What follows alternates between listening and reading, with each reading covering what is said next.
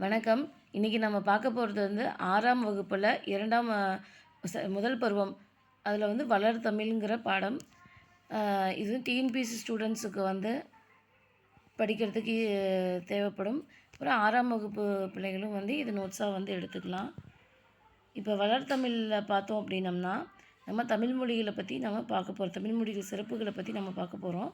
நம்ம தமிழ் மொழி வந்து மூத்த மொழி. என்றைக்கு எளிமையாக இருக்கும், இளமையாக இருக்கும், எளிமையாக இருக்கும், இனிமையாகவும் இருக்கும், வளமையாகவும் இருக்கும். காலத்திற்கு ஏற்ப தன்னை தகுதிப்படுத்தி கொள்ளக்கூடிய தன்மை வந்து நம்ம தமிழ் மொழிக்கு இருக்குது. நினைக்கும் போதே நெஞ்சில் வந்து என்றைக்கு இனிச்சிக்கிட்டே இருக்கும். நம் வாழ்வை வந்து சிரிக்க செய்யும். நம்ம தமிழ்மொழி வந்து அவ்வளோ ஒரு சிறப்பு வாய்ந்த மொழி. இப்போ உலக செம்மொழிகளில் வந்து தமிழ்மொழி வந்து ஒன்றாக விளங்கிட்டுருக்கு. அது தலை சிறந்த ஒன்றாக வந்து விளங்கிட்டுருக்கு. மனித இன பரிணாம வளர்ச்சியில் வந்து சிறப்புகளில் மொழியும் ஒன்று தான். குரங்கிலிருந்து மனிதன் வளர்ந்த காலத்திலேருந்து நமக்கு இதில் வந்து ஒரு முக்கியமான பரிணாம வளர்ச்சின்னு சொன்னோம் அப்படின்னம்னா மொழி வந்து குறிப்பிடத்தக்கது.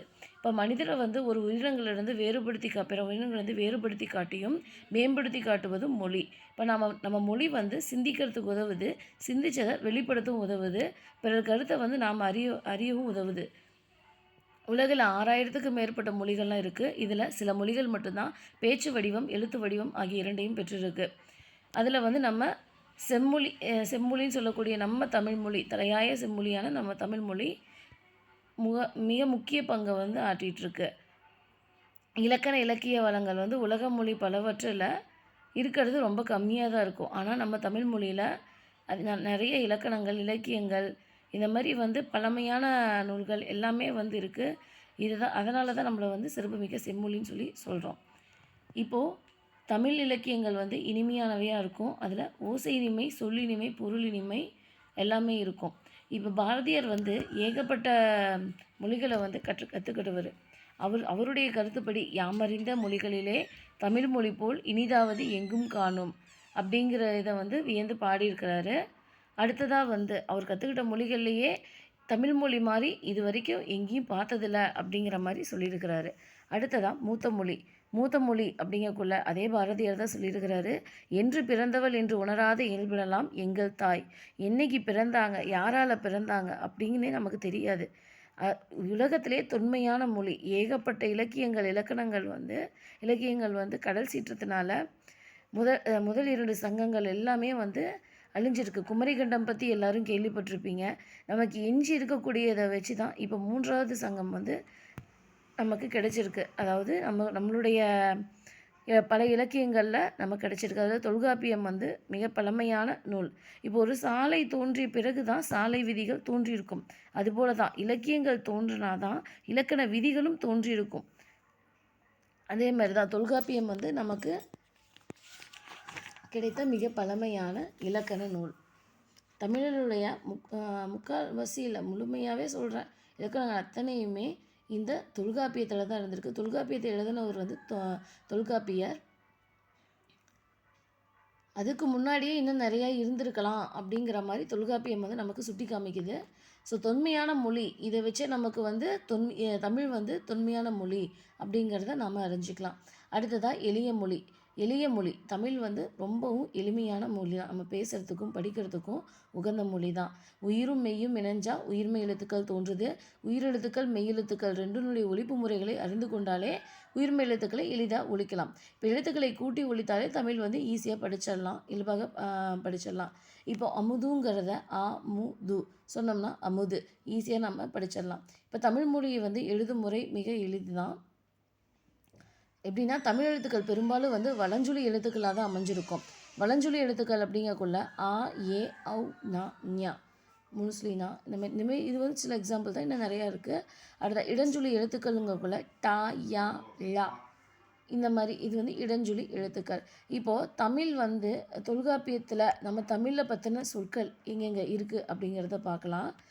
தொல்காப்பியத்தில் வந்து தமிழ் அப்படிங்கிறது தமிழன் கிளவியும் அதனோரற்றே.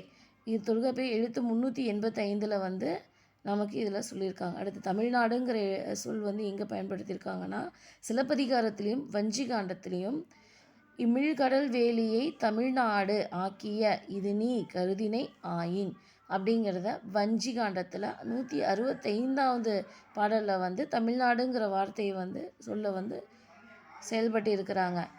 தமிழன் வந்து தமிழன்கிற வார்த்தை வந்து சொல் வந்து அப்பர் தேவாரம். இதில் வந்து தமிழன் கண்டாய் இது திருத்தாண்டகத்தில் 23வது பாடலில் நமக்கு தெரிஞ்சிருக்கு. இதுதான் வந்து நமக்கு ஆய்வில் வந்து வெளிப்படக்கூடிய உண்மை.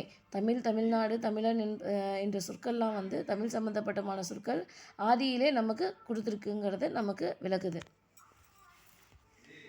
அடுத்ததாக சீர்மை மொழி. சீர்மை மொழி அப்படிங்கிறது ஒரு ஒழுங்குமுறையை வந்து குறிக்கிற சொல். தமிழ் மொழி வந்து பல வகையான சீர்மைகளுள் அதன் சொற்சிறப்பு குறிப்பிடத்தக்கது. எப்படின்னா பல சீர்கள் வந்து இருக்குது. எப்படி பார்த்தோம்னா உயர்திணை, அக்ரிணைன்னு சொல்லி 2 திணைகளை நம்ம பிரிக்கலாம். திணைகள் 2 வகைப்படும்: உயர்திணை, அக்ரிணை. உயர்திணையினுடைய எதிர்ச்சினை வந்து தாழ்த்திணை அப்படின்னு தான் சொல்லணும். ஆனால் நம்ம தாழ்த்திணைன்னு கூறல, அக்ரிணைன்னு சொல்கிறோம். அதாவது அக்ரிணை அப்படிங்கிறனுடைய பிரிவு பார்த்தோம் அப்படின்னம்னா அல் கூட்டல் திணை. இப்போ அல் கூட்டல் திணை அப்படிங்கிறது உயர்வு அல்லாத திணை அப்படின்னு சொல்லி சொல்கிறோம். உயர்வு அல்லாத திணை அப்படிங்கிறது சொல்கிறோம். அதாவது இப்போ பாகற்காய் எடுத்துக்கிட்டோம்னா பாகற்காய்ங்கிறது கசப்பு சுவையுடையது. அதை பிரித்து எழுதணும் அப்படின்னம்னா பாகு கூட்டல் அல் கூட்டல் காய் அப்படின்னு சொல்லுவோம். இப்போ இனிமை அல்லாத காய், பாகற்காய் வந்து இனிமை அல்லாத காய். பாகுங்கிறது இனிமை, அல்ங்கிறது அல்லாத காய். ஸோ இனிமை அல்லாத காய் இப்படி தான் வந்து சொல்லியிருக்கிறாங்க. கசப்பு காய் என்று சொல்லவில்லை, இனிமை அல்லாத காய்ங்கிறது தான் பாகற்காய் அப்படின்னு சொல்லியிருக்கிறாங்க. இப்படி பெயரிடுறது வந்து ஒரு இந்த மாதிரி வந்து நாம் இந்த சிறப்புகள் வாய்ந்தது தான் தமிழ்மொழி. எல்லா வகையிலையும் வந்து நம்மளுடைய ஒரு சீர்மை மிக்கது தான் தமிழ்மொழி. அடுத்ததாக ஒரு வளமை மிக்க மொழி. தமிழ்மொழி வந்து ஒரு வளமை மிக்க மொழி. இப்போது எப்படின்னா தமிழ் வந்து தொல்காப்பியம், நன்னூல் இந்த மாதிரி இலக்கண நூல்கள் வந்து நிறையா இருக்குது. இதில் 8 தொகை, 10 பாத்து இதெல்லாம் வந்து பார்த்தோம்னா சங்க இலக்கியங்களை கொண்டிருக்கு. திருக்குறள், நாலடியாருங்கள்லாம் அறநூல்கள். இதெல்லாம் நிறைய அறக்கருத்துக்கள் எல்லாமே இதில் வந்து நிறைந்திருக்கு. சமூகத்துக்கு தேவையான கருத்துக்கள் அத்தனையுமே வந்து திருக்குறளையும் நாலடியார்லையும் இருக்குது. சொல்லி தான் தெரியணும்னு இல்லை உங்களுக்கு.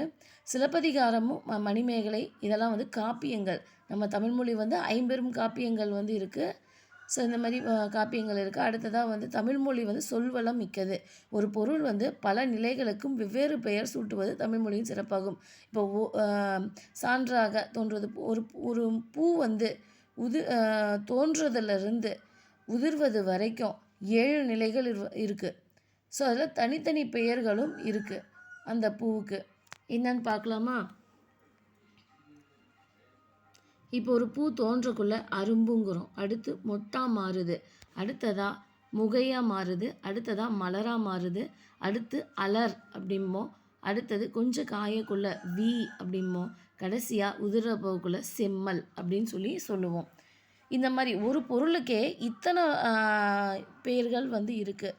அடுத்ததாக வந்து ஒரே எழுத்து இருக்கும். அந்த ஒரு எழுத்துக்கு பல சொற்கள் வந்து பொருளாக கிடைக்கும்.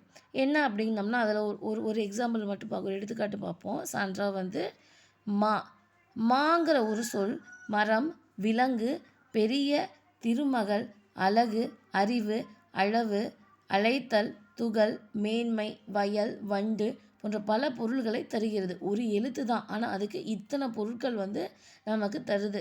இந்த சிறப்பு வந்து இந்த தமிழ் மொழியில் மட்டும்தான் இருக்குது. அடுத்ததாக வளர்மொழி. வளர்மொழி அப்படிங்கிறது தமிழுக்கு முத்தமிழ்ங்கிற சிறப்பு பெயர் இருக்குது.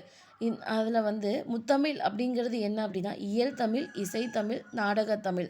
இயல்தமிழ் வந்து எண்ணத்தை வெளிப்படுத்தும், இசைத்தமிழ் வந்து உள்ளத்தை மகிழ்விக்கும், நாடகத்தமிழ் வந்து உணர்வில் கலந்து வாழ்வின் நிறைகுறைகளை சுட்டி காட்டும். இப்போ தமிழில் வந்து காலந்தோறும் பல வகையான இலக்கிய வடிவங்கள் புதிதாக உருவாகி வருகின்றன. இப்போ செய்யுள் கவிதை, புதுக்கவிதை, துளிப்பா போன்ற தமிழ் கவிதை வடிவங்கள் நிறைய வந்துட்டுருக்கு. கட்டுரை, புதினம், சிறுகதை போன்ற உரைநடை வடிவங்களும் வந்துட்டுருக்கு. நாள்தோறும் வந்து அதனுடைய ஆக்கங்கள் அதிகமாகுதே ஒழிய குறைந்தபாடு இல்லை. இப்போ தற்போது வந்து அறிவியல் தமிழ், கணினி தமிழ் என மென்மேலும் வளர்ந்துக்கிட்டு தான் இருக்குது.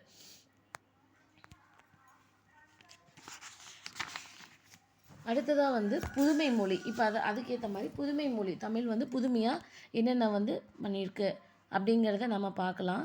இன்றைய அறிவியல் தொழில்நுட்பத்தில் வந்து வளர்ச்சிக்கு ஏற்ப தமிழ் வந்து புதிய புதிய கலைச்சொற்களை உருவாக்கிட்டு வருது. இப்போது இணையம், முகநூல், புலனம், குரல் தேடல், தேடுபொறி, செயலி, தொடுதிரை முதலிய சொற்களை வந்து இதற்கு எடுத்துக்காட்டாக கூறலாம். இப்போ இணையம்ங்கிறது இன்டர்நெட்டு, முகநூலுங்கிறது ஃபேஸ்புக்கு, புலனம் அப்படிங்கிறது நம்ம தேடுறோம் இல்லையா சர்ச்சு, அது கூகுள் சர்ச்சு, இந்த மாதிரி நிறைய சர்ச் இருக்குது அதெல்லாம். குரல் தேடுங்கிறது வாய்ஸ் சர்ச்சு, தேடுபொறிங்கிறது நாம் வந்து அதில் என்னென்ன கிடைக்குதோ அதில் தேடுறது தான். அடுத்தா செயலி, தொடுதிரை டச் ஸ்க்ரீனு, செயலிங்கிறது ஆப்பு. ஸோ இந்த மாதிரி நிறையா வந்து நமக்கு எடுத்துக்காட்டாக கூறலாம். இப்போ சமூக ஊடகங்களில் வந்து செய்தித்தாள், வானொலி, தொலைக்காட்சி எல்லாமே பயன்படுத்தத்தக்க மொழியாக வந்து தமிழ்மொழி வந்து பயன்படுத்திகிட்ருக்கு. எல்லாத்துலேயும் கணினி முதற்கொண்டு தமிழ்மொழி வந்து வர மாதிரி வந்துடுச்சு. இப்போ அறிவியல் தொழில்நுட்ப மொழி வந்து உலகில் எழுத்து வடிவம் பெறாத பல மொழிகள் இருக்குது.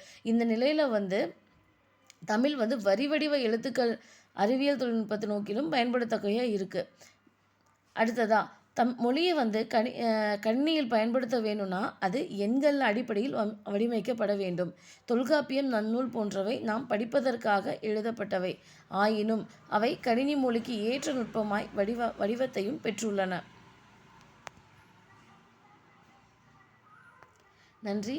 இப்போ இதுவரைக்கும் சொன்னதெல்லாம் உங்களுக்கு வந்து புரிஞ்சிருக்கும்னு நினைக்கிறேன். இதில் டவுட்ஸ் இருந்துச்சுன்னா கமெண்ட் பண்ணுங்கள், நான் அதில் தெளிவுபடுத்துகிறேன். வீடியோ பிடிச்சிருந்தது அப்படின்னா லைக் பண்ணுங்கள், ஷேர் பண்ணுங்கள், சப்ஸ்கிரைப் பண்ணுங்கள். சப்ஸ்கிரைப் பண்ணிவிட்டு ஆளுங்கிற பட்டனை ப்ரெஸ் பண்ணுங்கள். அப்போ தான் வந்து சப்ஸ்கிரைப் ஆட் ஆகும். நீங்கள்லாம் செய்கிற உதவி தான் எனக்கு இன்னும் மென்மேலும் வளர்ச்சிக்கு வித்துடுற மாதிரி இருக்கும். ரொம்ப நன்றி. இனிய பொங்கல் நல்வாழ்த்துக்கள்.